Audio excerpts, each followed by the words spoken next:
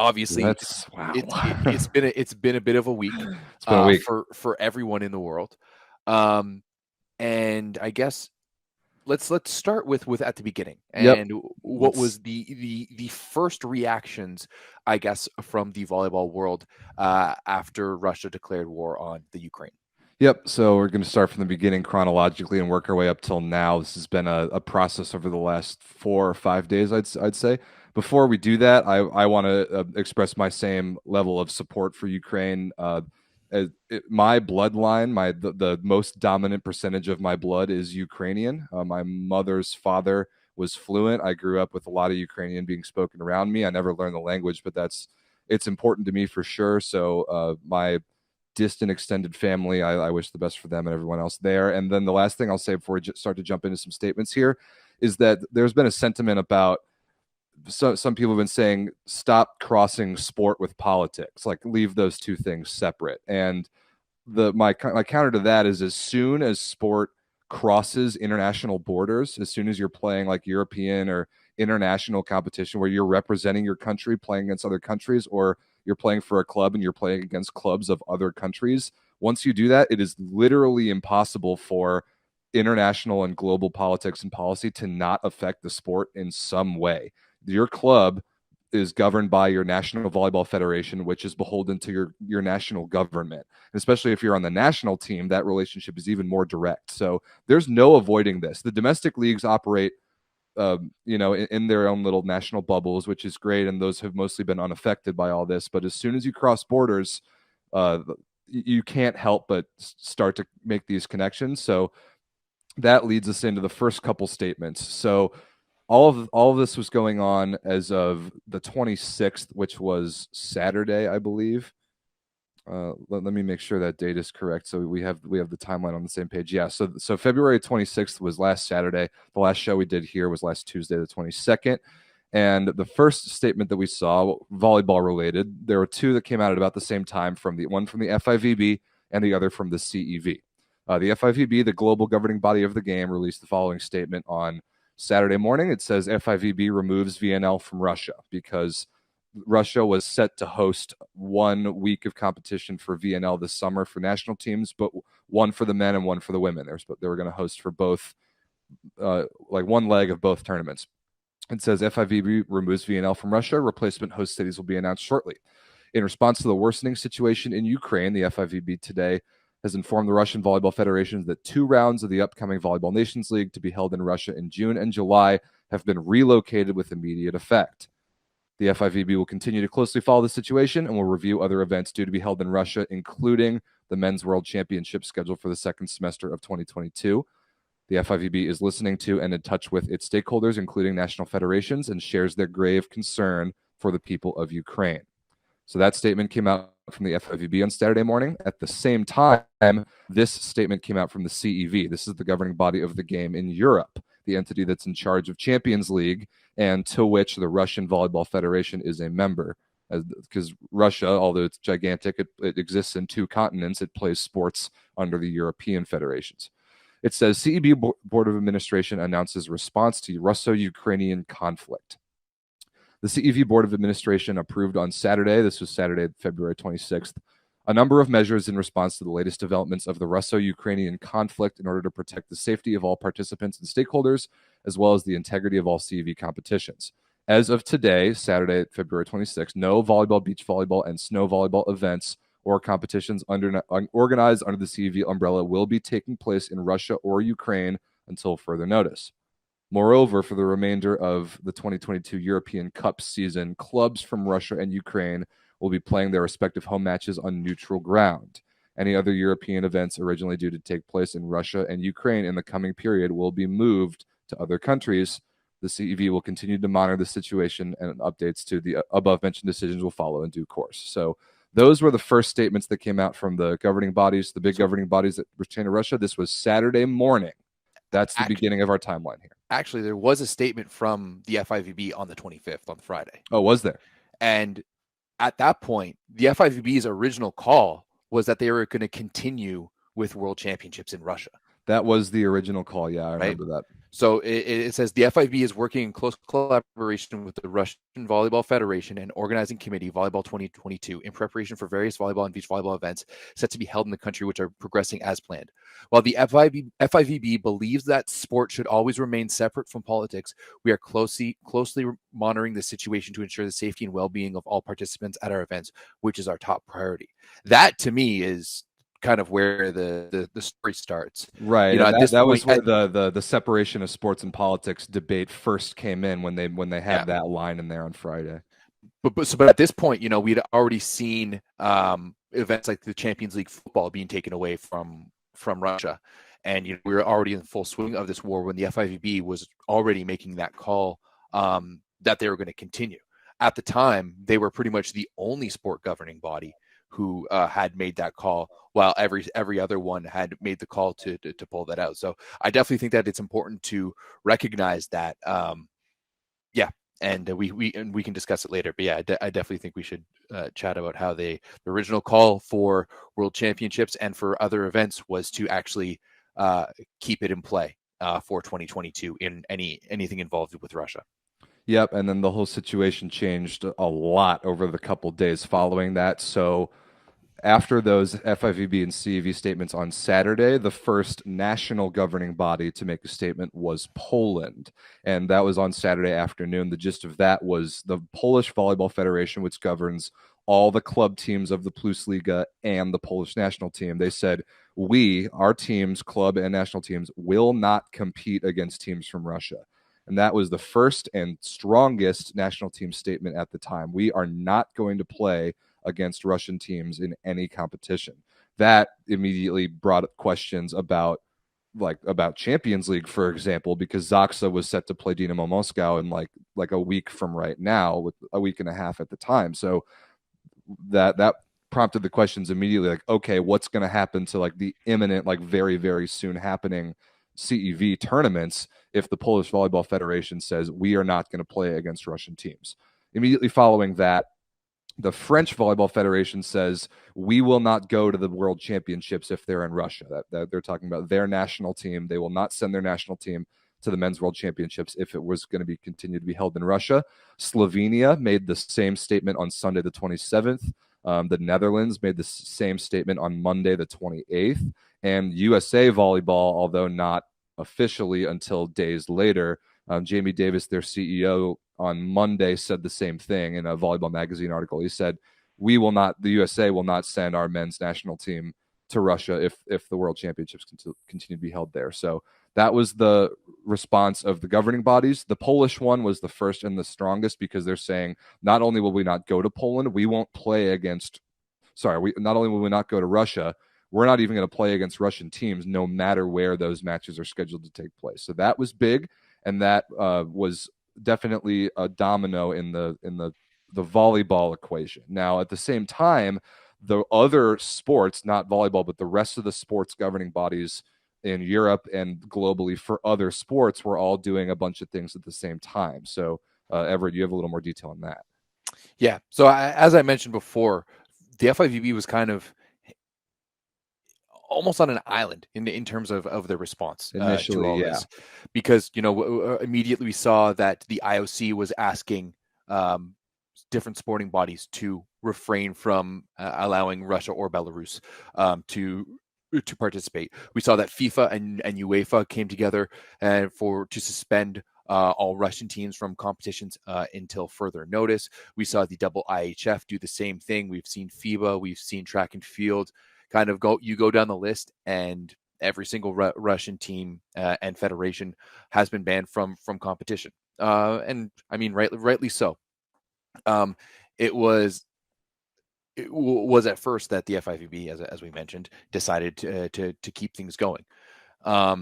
On top of all of that, we had a lot of athletes responding and reacting to kind of what the initial calls for the FIVB. I think my favorite one has to be Irvin Ingapeth's on Twitter, which I think we have here. When the FIVB originally announced that they would be having the World Championships continued to have in Russia, reigning Olympic MVP Irvin Engapa says merci sans moi, which means, yeah, I'm not going to be playing without that. So that we saw all of our athletes come up quickly and with some pretty big statements. I think we've got a few other assets Oh there.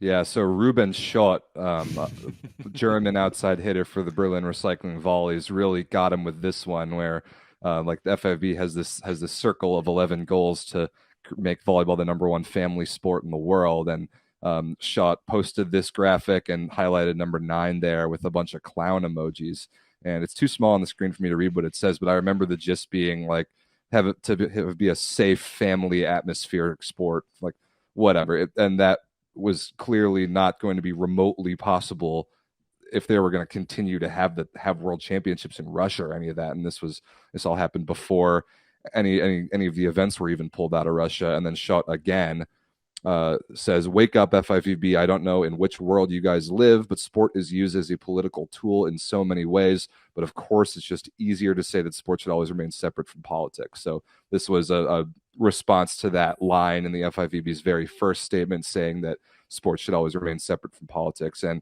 Schott is a guy that just played in Russia 2 weeks ago and will be playing in Italy in Champions League the next couple of weeks, and has played national team for years. So he understands that once you cross international borders, you can't avoid this stuff. This one came from Perugia after their match on Saturday. They have Ole Plotnitsky on their team. He is Ukrainian, and there was a huge outpouring of support for him and a strong anti-war message from the club and from all the players. It's really been echoed throughout all of Italy and throughout most of the volleyball world player-wise. And then this last one from Yuri Glatter really got me. Oh, man. One old schizophrenic has made up something and wants to make history, but at what cost? When even a lot of Russians are speaking against him and wants to reach the reason of this man. And I mean, he's not far from the truth. And of course, wow. Yuri Glider, a member of the Ukrainian national team. And you know what? He obviously has some strong thoughts on that. As he should. And his team he plays for Jastrzębski Węgiel in Poland, another Champions League team. They're set to play Lubecki Vilanova, and there's a chance that they could have played Russian teams later in the competition if it had gone down that way. So all of that over the last 3 or 4 or 5 days, starting on Friday, and now it is Wednesday. Today's Wednesday, March 2nd. Yesterday morning, Tuesday, March 1st, we got these statements. We got 2 from the FIVB, and we got 1 from the CEV. The first one is from the FIVB, and it relates to the World Championships, which were set to be played in Russia in like August and September of this year. And remember, they already had pulled VNL from Russia. It was set to be played June and July, but they hadn't, like 2 statements in, they still had not yet made a call about World Championships. Here they do. It says FIVB Volleyball Men's World Championship 2022 to be removed from Russia. New host nations will be announced at a later stage. Following Russia's military invasion of Ukraine, the FIVB remains gravely concerned by the escalating situation and for the safety of the people of Ukraine. The FIVB Board of Administration has come to the conclusion that it would be impossible to prepare and stage the World Championships in Russia due to the war in Ukraine. It has accordingly decided to remove from Russia the organization of the FIVB Volleyball Men's World Championship, scheduled to be held in August and September of this year. The Russian Volleyball Federation and the Organizing Committee Volleyball 2022 have been informed accordingly. The FIVB will seek an alternate host nation or nations to ensure that the global volleyball family, including the national federations, athletes, officials, and fans, all feel safe and proud to participate in a joyous and peaceful festival of sport. So that was a statement that came out on Tuesday, March 1st, relating only to the Men's World Championships that was supposed to be played later this year in Russia. Now, this statement was one that came out in very joint similarly with the CEV regarding participation of Russian and Belarusian teams and athletes, and it reads, the FIVB declares Russia and Belarus not eligible for international and continental competitions. The decision comes into force with immediate effect and until further notice. Following the initial decisions adopted by the FIVB to remove official events from Russia, the FIVB Board of Administration has confirmed that all Russian and Belarusian national teams, clubs, officials, and beach volleyball and snow volleyball individual athletes are not eligible to participate in all international and continental events until further notice. And they didn't word this very well, and neither did the CEV, but it's important to make clear that the individual athletes piece only applies to beach and snow volleyball, like the more individual sort of sports. Belarusian and Russian athletes playing for clubs elsewhere in Europe are not affected by any of this, and we'll get to that in a minute. Last in the statement, the FIVB remains gravely concerned by the ongoing war in Ukraine and its horrific impact on the lives of so many, and stand in full solidarity with the volleyball community and people of Ukraine, and sincerely hopes a peaceful resolution can be found urgently. And the CEV made a very similar statement. I don't even know if I need to read this because it's basically just the same thing. You see it here on your screen. Russian and Belarusian national teams, athletes, clubs, officials not eligible to participate in European competitions. Removing all events from Russia and Belarus that had already been done. And national reps and federation members of Russia and Belarus who sit on boards or committees for the CEV have been suspended from their roles and all that stuff. And at the end, it says, in these unprecedented circumstances, the European volleyball family hopes for the situation to improve so that volleyball can return to fulfill its role and mission of bringing people together in a spirit of fair play, friendship, and mutual respect. So all of that came out as of Tuesday, March 1st. That immediately eliminated Russian and Belarusian clubs, and really for CEV competition only applied to Russian clubs. It removed 2 teams from the Men's Champions League. It removed 1 team from CEV Cup Men. It removed 3 teams from Women's Champions League.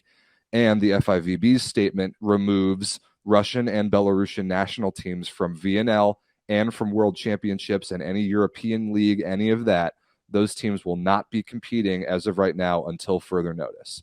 And so now I think that's the situation. And before we get into exactly how it affects the competitions that we have on the calendar, Champions League most notably because it's coming up so soon, I think the last thing we kind of have to talk about is the one response to all this, Everett, has been, well, you shouldn't be punishing the athletes for this. The athletes on Russian club teams and on the Russian national team are not responsible for the actions of their dictator leader, and the teams and the athletes don't deserve to be punished for this. And I agree with that. The athletes don't deserve to be punished for this, but there is a line somewhere because the athletes play for the club. The club operates under the governing body of the sport in Russia. That's beholden to the Russian government, which is headed by a horrific dictator. Somewhere in that line, you have to sever things completely at this point. And there was really nothing else the world of sports could do other than get rid of all Russian and Belarusian teams until all this crap is over. It was absolutely the right move. I'm sad about it as a volleyball fan. I wanted these Russian teams that are really good and fun to watch to be able to play CEV. I wanted the Russian national team and Belarusian national teams to be able to play competitions, but not to mention have host world championships, right, and all these things. Like, we know that, right. Let's be honest, they're one of the top volleyball loving nations in the world. 100%. They go by it right, and they do it right. And I also think that it's important to note that every single reaction that we've seen from a Russian athlete has been against the war. Whether it's Ekaterina Gamova, who that was a huge one against it, or we have Oleg Stoyanovsky on the beach side of things. We have the tennis player who wrote "No war" on the camera lens. On the camera lens. But yeah, no, I absolutely agree. At a certain point, like the actions of the Russian government are affecting civilians elsewhere, so the Russian civilians need to be affected, and of course, no one's here saying that we need to go and bomb them, like they're doing to Ukraine. Of course not. Then that's never going to be the case. But yeah, I don't think that you should have those rights as a country to represent yourselves on the international stage. Not even getting into the whole doping side of the ROC, oh my God, as they're known on the Olympic side of things, right? So at this point, yeah, for anyone who's really calling for them to be like, what, let's be easy on the athletes. No, like it has nothing to do with them. Yeah, it sucks. But let's be honest, we know how much Putin loves sports. I'm sure he was gutted when Alex Ovechkin came out against him. And yeah, like you've got to, and I mean, we're seeing it in so many other places in business sanctions and in other things. So it would make complete sense that sports falls in line along with that. Absolutely. And a couple things to point out off of that. That's a great point about the IOC, like the International Olympic Committee, and their extremely rocky terms with the Russian Olympic Committee, as they were called. And like we all saw the Olympics last summer where Russia wasn't able to compete as Russia. You already know that Putin waited to do this invasion until after the Winter Olympics so that his athletes, his Russian winter athletes, were allowed to compete in that event.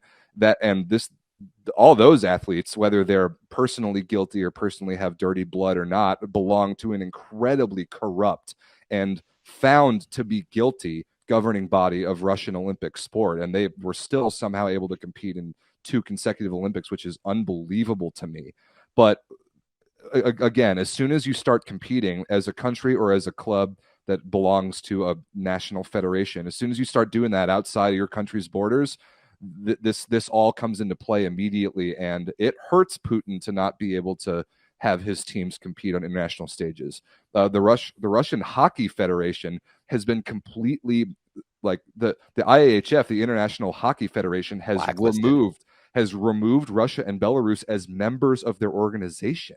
Those national hockey teams will never again play an international event at all until all this is over and until they might be reinstated. That hits Russia really hard. And there are economic benefits that Russia gets from hosting world championships, from having their teams play Champions League. Like, let's say Dynamo Moscow goes out and wins Champions League. Let's say Zenit Kazan goes out and wins CEV Cup. Their clubs make money off of that. That money goes straight to the top. Like you better believe that taking away the chance for Russian teams to compete and win money and market themselves and promote the Russian brand on the world stage, that being taken away from Russia is a good thing. It is a good thing. It hurts the athletes, and that's a shame, especially like Gord Perrin. Gord Perrin, Canadian, is over there. Micah Christensen, American. Zhenya Grebenikov, France. Bartosz Bednar is in Poland. I'm sorry for those guys, and I'm hoping for their safety because they're in a really tough spot. As far as I know, they're still over there, and they're going to continue playing the Russian Super League because that has not been interrupted. No, but there's no war going on in Russia. It's safe in Russia right now. Yeah, absolutely, and that's exactly apparently the USCV and John Sproul had been in contact with Micah Christensen, and he said, yeah, no sweat, I'm safe. I'm here to play out my contract. I mean, let's be honest, they're volleyball athletes. It's not soccer or football or hockey who are making millions and millions. Like Micah needs to finish out his his contract because he needs to get paid, right? So no slight on them, but I mean, I think one thing to discuss in terms of the financials is the financials on the FIVB side of things and the CEV side of things, which is exactly why we saw those initial reactions by both of those governing bodies, right?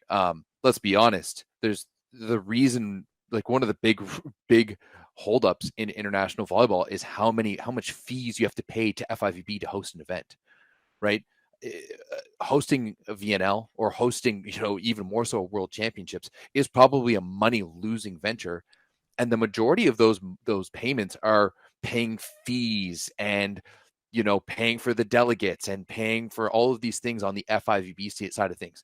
Nothing to do with the marketing and the setting up of the event, but just so that the board of directors at the FIVB is happy. That's exactly why we saw that initial reaction. Right. They were trying to keep all their options open. Absolutely. Because there's so much at stake for these events. I don't blame them for doing that. No, you're telling me that these board of directors from the FIVB and CEV don't have a few dollars from Gazprom in their wallets? Yeah, seriously.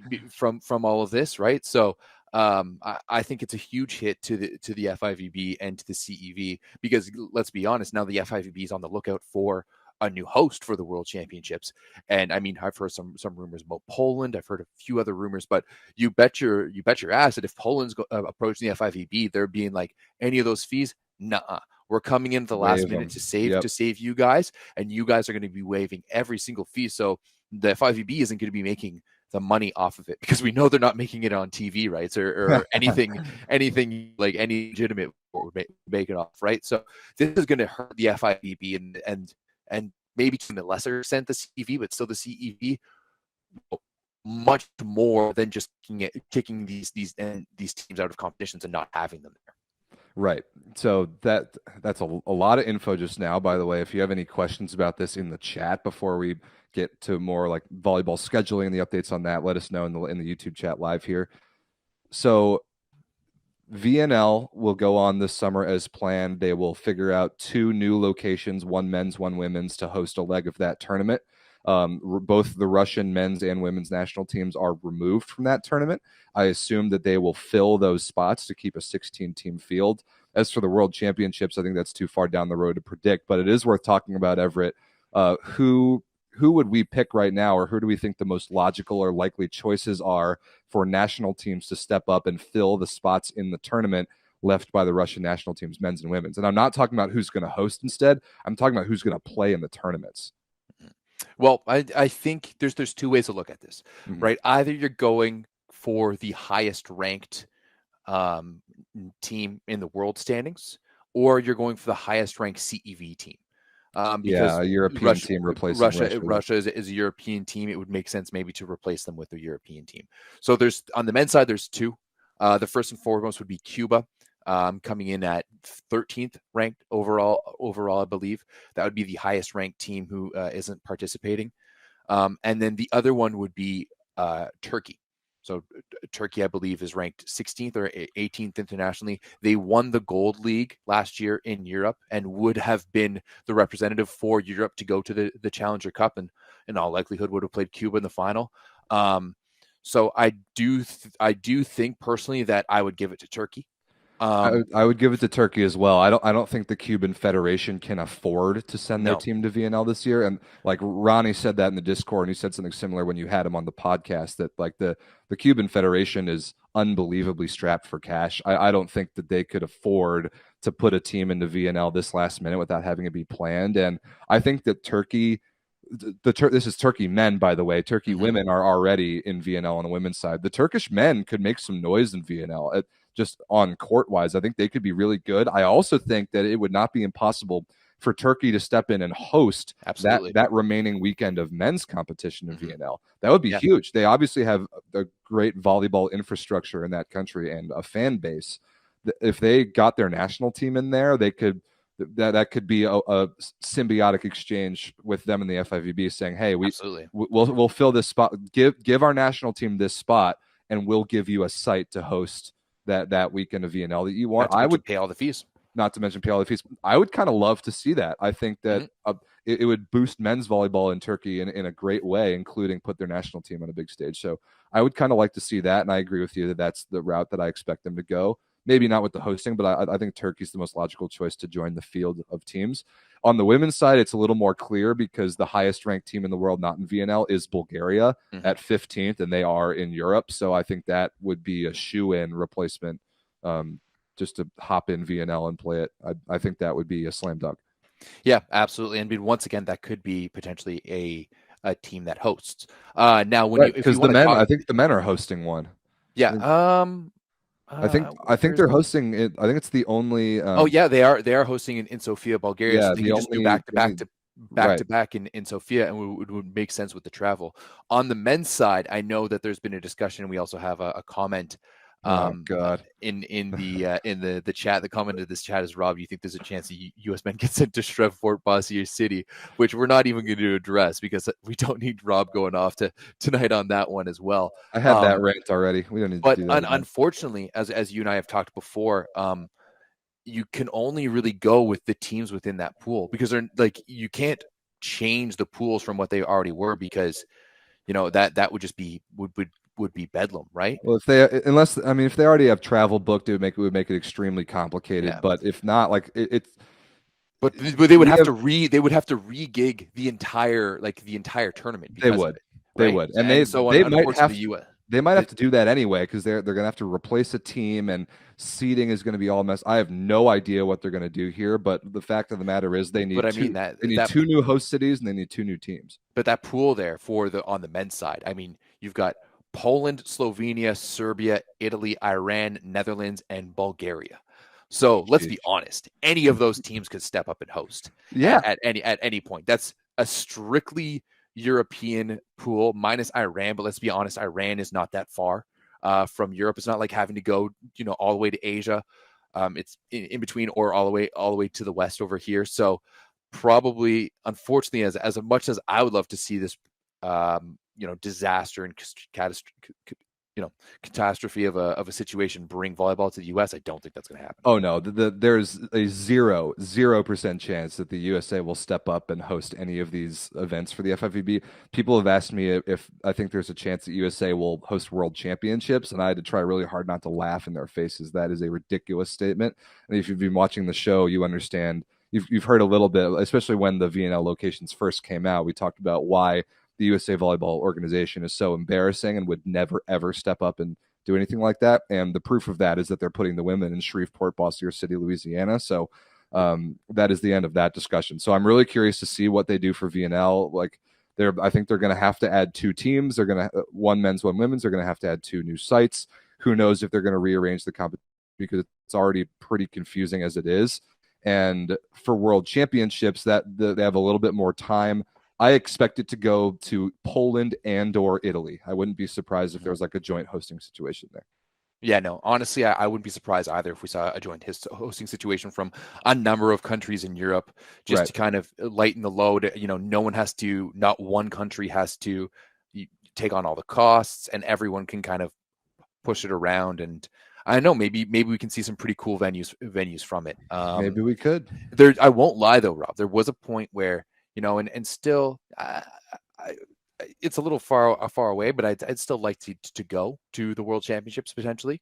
And there was a point with me thinking about, like, man, what would it be like to go cover an event in like an active war zone like that? Like, imagine in the insano world where the event continued in Russia. What would it be like to have an event in that kind of atmosphere? Like that. I think that would have been wild. It would have been wild, and I think it's a good thing that we may never know. Oh, I absolutely. Like, yeah. Hey, I'm relieved that they've decided to move it. There's definitely a part of me that wouldn't have wanted to go, but there's definitely a part of me that, like, hey, that would have been a little wild. That would have been like Vice documentary type of stuff. Now, Rob, sure. What do you think about obviously the exclusion of the teams, but do you think we could have brought in the other second place teams in, especially for Champions League? So do you think we could have given that other opportunity just to make sure that everyone gets to play? Great segue, because I wanted to talk about Champions League next. Let's look at the women's first. So here's how all of this affects Champions League, because, well, I guess we'll talk about CEV Cup in a minute, because there's Zenit Kazan was still alive in that. But so take a look here at what would have been the quarterfinals, and actually still are the quarterfinals of Women's Champions League. So what the CEV chose to do is keep the competition structure exactly as it was, and just straight up assign forfeits to any Russian team in the competition, men's and women's. So the drawing of lots had already happened. There were 3 Russian women's teams, 2 Russian men's teams in the final 8 of Champions League. So you can see right here for the women, that first matchup, which was an all-Russian matchup, straight up canceled, won't be played anymore. And therefore, Monza versus Conegliano, the all-Italian matchup, will be played as scheduled starting next week. And the winner of that will go straight to the finals, because whoever wins, their semifinal opponent would be Russian. That has been forfeit. So the winner of Monza Conegliano goes straight to the superfinals. On the other side of the bracket, Zhezhov and Vakif are playing their series as scheduled. And Fenerbahce would have played Lokomotiv Kaliningrad. That series has been forfeit by Kaliningrad. So the winner of Zhezhov and Vakif will play Fenerbahce in the semis. We just got a very apropos hashtag Free Navarra in the chat. And yes, let me go over the men's really quick before we talk about what actually should have been done here. So on the men's side, same deal. There were only 2 Russian teams. Zenit St. Petersburg forfeited to Perugia. So now Trentino and Berlin will be played as scheduled. The winner of that will play Perugia in the semis. Moscow was supposed to play Zaksa. Moscow forfeited. Zaksa advances. So Lube and JW will play as scheduled. The winner of that will advance to play Zaksa. So what I think happened here is they didn't have enough time to reformat the tournament as they could have or perhaps should have, because taking 8 teams are like not arbitrarily, because they had already drawn the lots. They just straight kick out the 3 Russian teams and play it as is a bad tournament format. It's bad. And what I think everybody agrees they should have done, or at least, so on the men's side, you kick out the 2 Russian teams. You have 6 left. Okay, cool. either redraw them or reformat it somehow to play like an old VNL style, like final six with two pools of three and whatever. And then on the women's side, kick out the three Russian teams, maybe bring in some of the other second place teams, in particular Novara, who have really got to be the angriest team by far out of all of this, because they got screwed after Dynamo Moscow had to forfeit to Liberec and then was unforfeited, and then they lose to Moscow head to head, and they miss out on advancing, only for Moscow to just have to forfeit in the round of 8. Like, if I'm Novara, I would be pissed. And even if they wanted to make like complete fields of 8 on each side, they could have easily pulled second place teams from all the remaining pools and pulled them up and said, hey, you're in the round of 8 now, we'll redraw the lots and play, or reformat it completely. But I think the reason why they didn't do that, one, because it would actually be the right thing to do, that would be crazy, and two, because more likely they didn't have time. I don't think they had time. They would have had to completely bend the entire world volleyball schedule for the next month in a way that I just don't think would have been possible to get done in like a week, because there are so many teams that have gotten COVID cancellations. The schedules domestically are insane. I don't think it would have been logistically possible to reformat Champions League on either side and fit it in schedule wise with all the other teams' domestic schedules. So they kept it as is. The Russian teams forfeited. The teams that should have played Russian teams advanced straight up, and that is what it is right now. Yeah, I mean, I definitely would have liked them to see them fill out the top 8 with those other second place teams. I think maybe on the women's side, you have to go to one of the third place teams. Maybe you just go to the best next one. But yes, I do also see how scheduling could prove to be an issue here, considering, for the CEV Cup, we literally had matches this week, and it was today. Today Yeah. and yesterday, and it was the second leg of matches, right? So you had to do it, and then in Champions League we start next week, right? So right, Tuesday. Definitely frustrating. I mean, once again, we've talked about how it's going to be frustrating for all of those athletes, all of those Russian athletes and teams, but that's one of the lesser costs of war, let's say. Absolutely. Yeah, there's so much bigger and more important things than the schedule of a volleyball tournament. I think we both agree this could have been done better, but with the time crunch that the CEV was on for Champions League, whatever. We'll take what we can get. There will still be great matches played. It just won't be quite as many of them. So yeah, the schedule, the quarterfinal matchups that are being played, there are now only 2 per side. Monzo Conegliano, the All-Italian Battle Women's, is still going to be a banger. I still can't wait for that. Zhezhov versus Vakif Bank will still be a beatdown. Nothing changes there. And then Trentino versus Berlin, I think, could still be really fun. Lube versus JW, still probably going to be a beatdown. But so now instead of 8 quarterfinal matchups combined, we only have 4.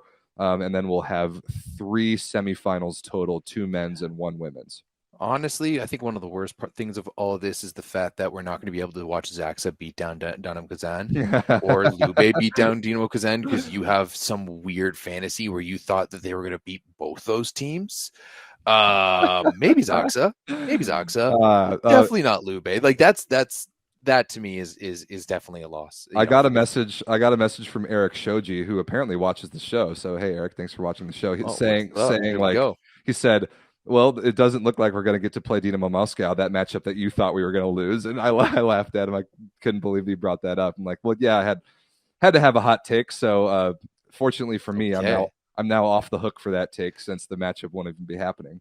If that's the case, if Eric Shoji is actually watching the show, Eric, I'd love to extend an invite to come join us. Obviously, we wouldn't be able to do it live because we do record it in an Eastern time zone, and it's currently like 4 a.m. or 2 a.m. in Europe at the moment. But maybe we could hop on, do something pre-recorded and bring them on. I think that would be awesome. That would be cool. So yeah, Eric Shoji and